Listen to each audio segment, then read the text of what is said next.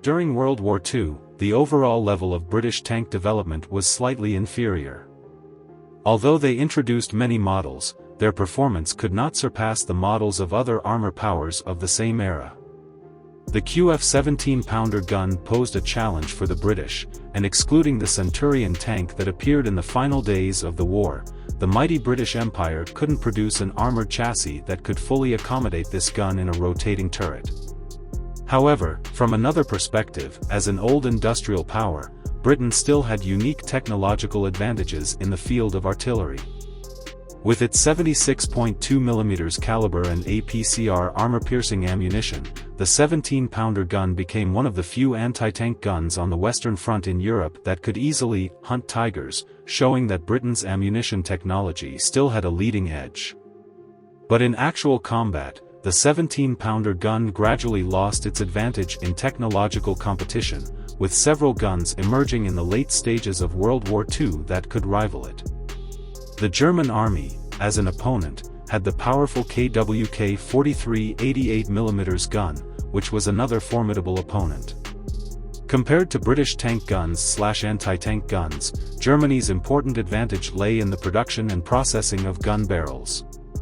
Their tungsten core armor-piercing ammunition was of course effective, but they didn't reach the level of British technology. However, with better artillery, Germany could unleash greater firepower. The KWK-43, compared to the L/56 version equipped on the Tiger tank, had a larger caliber and a longer barrel. During World War II, Britain obtained the KWK-43 and likely gained a lot of technical data. Leveraging its advantage in armor-piercing technology, together with Germany's technological advantage in gun production and processing, the new generation QF 20-pounder tank gun matured after the war.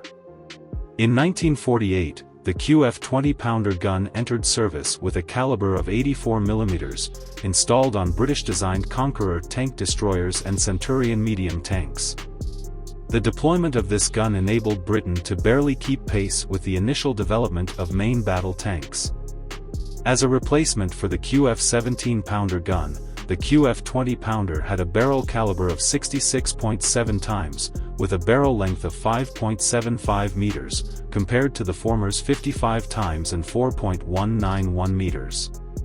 The biggest advantage of the QF 20-pounder gun was its use of sub-caliber armor-piercing discarding sabot ammunition, which had an initial velocity of 1,465 meters per second and could penetrate 300 millimeters of rolled steel armor. Even when firing armor-piercing capped ballistic capped ammunition, it could achieve an initial velocity of 1,020 meters per second and a penetration depth of 210 millimeters, compared to the Soviet D-10 100mm caliber tank gun. The QF 20-pounder gun did not have a significant advantage in firing conventional shells, but its strength still lay in its ammunition technology. However, considering the disparity in caliber, the 20-pounder gun already had superior performance.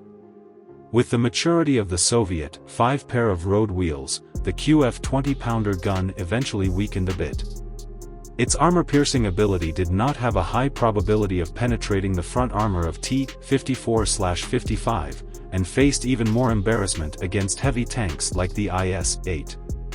In the early 1950s, Britain not only converted the 183mm field howitzer into a devastating tank destroyer, but also, based on the QF 20-pounder gun, developed a 105mm tank gun in 1954, known as the famous L7 rifled gun. The gun was a larger version of the QF 20-pounder gun, and its evolved models are still widely in service today.